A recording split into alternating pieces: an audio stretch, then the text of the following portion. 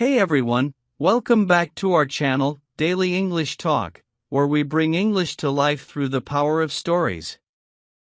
Today, we're starting a special series on one of the greatest entertainers of all time, Michael Jackson. This is a journey through his incredible life, from his childhood dreams to the unforgettable mark he left on the world, so you won't miss a thing. Michael Joseph Jackson was born on August 29, 1958, in a small town called Gary, Indiana, in the United States. He was the eighth child in a large family with 9 kids. His parents were Joseph or Joe Jackson and Catherine Jackson. Joe worked in a steel mill, which was hard physical work, and he also played guitar. Catherine loved to sing and played the piano. Michael had 5 brothers, Jackie, Tito, Jermaine, Marlon, and Randy, and 3 sisters, Rebby, Latoya, and Janet. From a young age, Michael loved music and dancing. He grew up in a house filled with music because his mother loved to sing and his father, Joe, encouraged his kids to practice music every day. In fact, Joe was strict, sometimes too strict. He wanted his children to succeed, and he pushed them hard. Sometimes Joe's way of pushing his children was harsh, and this strictness made Michael very serious about his dreams from a young age. Michael's big break started when he was just 6 years old. His father noticed how talented Michael was not only as a singer but also as a dancer. Joe had already started a band with Michael's older brothers called the Jackson Brothers. But when he saw Michael's talent, he decided to make him the lead singer. Even though he was the youngest, in 1964, the group changed its name to the Jackson 5.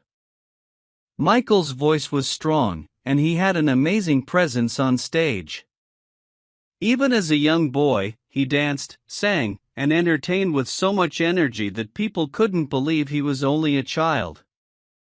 He had a magical way of connecting with the audience that left them in awe. The Jackson 5 began performing in small clubs and talent shows, and they quickly became popular.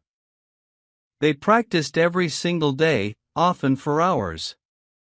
They performed all over Indiana and Illinois, and each show helped them grow in confidence. It wasn't long before they caught the attention of music producers.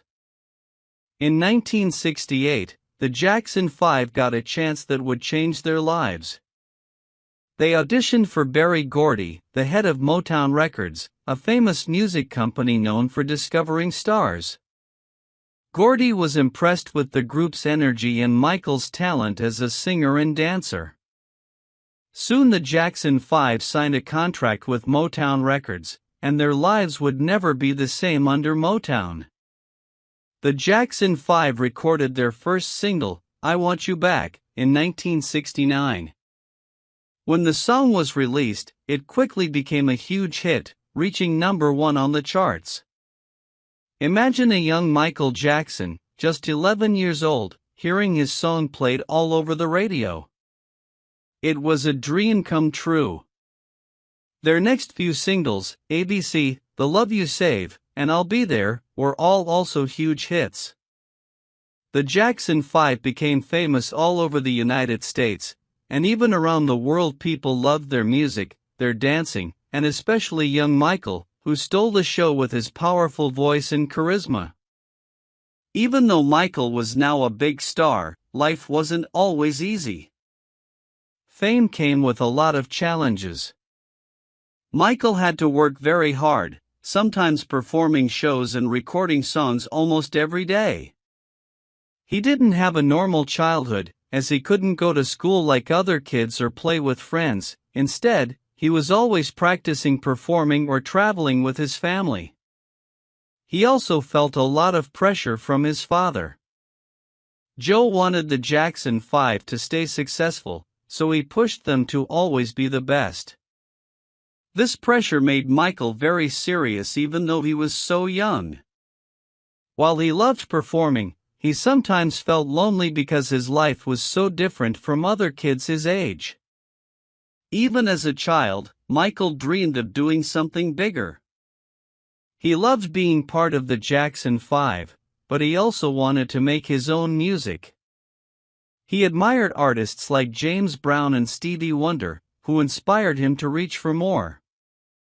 By the time he was a teenager, Michael started thinking about a solo career.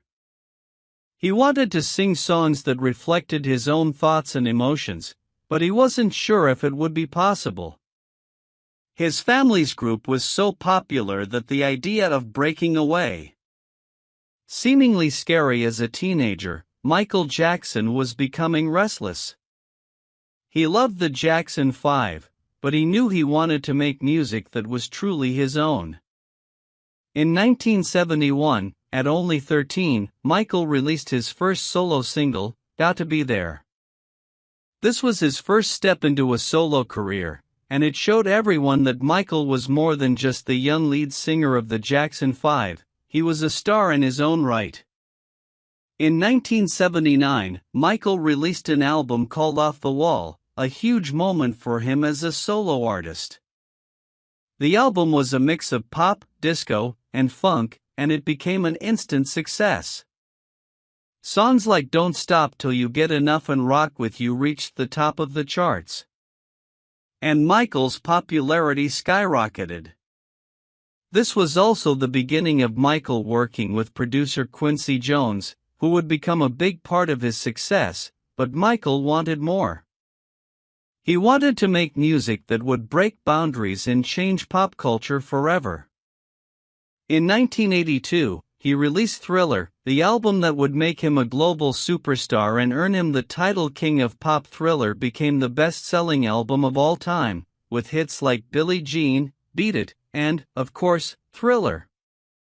The Thriller music video was groundbreaking. It was more than just a video, it was a short movie with incredible dance moves, makeup, and special effects.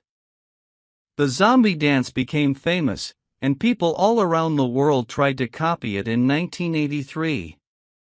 Michael performed his famous Moonwalk dance move for the first time during a performance of Billie Jean on a TV special called Motown 25, Yesterday, Today, Forever. The moonwalk became one of Michael's signature moves, and it left the audience in awe. This was when Michael's style started to take shape. He wore one sparkly glove, jackets, white socks with black shoes, and a fedora hat. His style became as iconic as his music, and fans everywhere wanted to dress like him as Michael's fame grew. People noticed that his appearance was changing. He had a skin condition called vitiligo, which caused his skin to lose its color in patches. This led to speculation and rumors, with some people saying he was bleaching his skin to manage his vitiligo. Michael used makeup to even out his skin tone, which sometimes made him look paler. He also underwent plastic surgeries, such as nose jobs, because he was very self-conscious about his appearance. Michael's changing looks became a big topic in the media, and he often felt misunderstood by the public. Personal life and relationships. During the 1980s and 1990s, Michael had several close friendships with celebrities, including Elizabeth Taylor, Diana Ross, and Brooke Shields. He also dated briefly, but he was often private about his relationships. In 1994, he shocked the world by marrying Lisa Marie Presley, the daughter of Elvis Presley. Their marriage was highly publicized, and people were curious about their relationship. However, after 2 years, they divorced in 1996. In 1997, Michael married Debbie Rowe, a nurse who had worked for his dermatologist. Together, they had 2 children, a son, Michael Joseph Jackson Jr., often called Prince, and a daughter, Paris Michael Catherine Jackson. Michael was overjoyed to become a father, and he loved his children deeply. His marriage to Debbie didn't last long, and they divorced in 1999, but Michael retained custody of his children.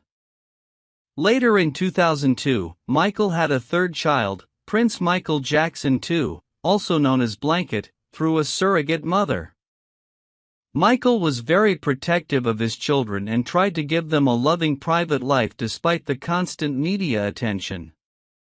In the 2000s, Michael faced serious challenges. He was accused of inappropriate behavior, which led to a highly publicized court case. He went through a long and stressful trial but was eventually found not guilty on all charges in 2005. This period was difficult for Michael, as the negative media coverage took a toll on his mental health. He felt deeply hurt and betrayed, and he became more reclusive, choosing to stay away from the public eye despite these struggles. Michael remained passionate about music. He announced a comeback tour in 2009 called This Is It, which was set to be a series of 50 concerts in London. Fans were thrilled and eagerly awaited his return to the stage. Michael spent months rehearsing, working hard to make the shows unforgettable. On June 25, 2009, the world received shocking news: Michael Jackson had died at the age of 50. He had suffered a cardiac arrest at his home in Los Angeles. The cause of his death was later found to be an overdose of a powerful sedative, which his doctor had prescribed. Michael's death stunned fans, friends, and family around the world. People couldn't believe that the king of pop was gone. Millions of fans mourned his death, and tributes poured in from every corner of the globe. Michael's family held a memorial service on July 7, 2009, at the Staples Center in Los Angeles. Many celebrities and close friends paid their respects, and his daughter Paris gave a heartfelt speech saying, "Daddy has been the best father you could ever imagine."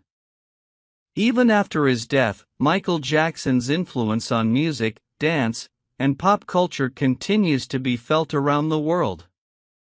His songs are timeless, his dance moves are still admired and copied, and he is remembered as one of the greatest performers in history.